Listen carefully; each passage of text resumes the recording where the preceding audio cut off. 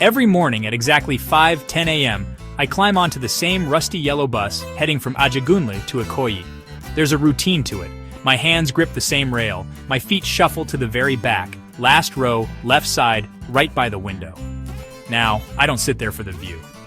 I sit there for the breeze, the only moment of peace I get before the world demands everything from me. I close my eyes, let the wind brush my face, and just pretend. Pretend I'm somewhere else, that life is softer, that someday my daughter Adais will have something better. But then one morning, I see someone sitting in my seat.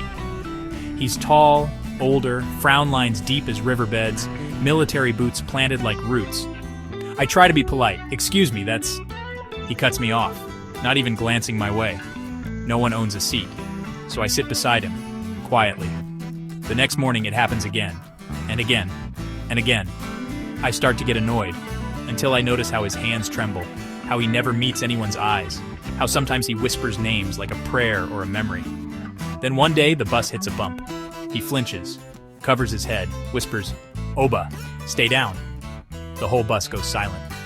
I just reach out, lay my hand on his arm and say, "Sir, it's okay." That's the first time he actually looks at me.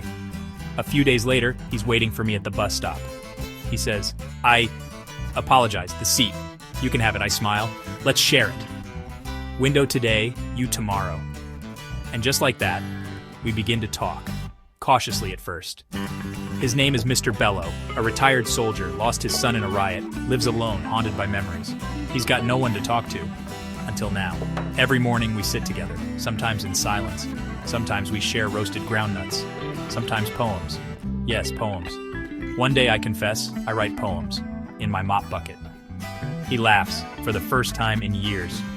When Adais finally graduates, I hold in my tears until I get home. On my bed, there's an envelope from Mr. Bello. He writes, "For the woman who gave me back mornings. Healing doesn't always come from therapy or prayers.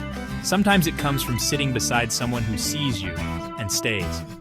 Inside, a simple note. You deserve more than the last seat by the window. You deserve the front row of every good thing coming. And a check.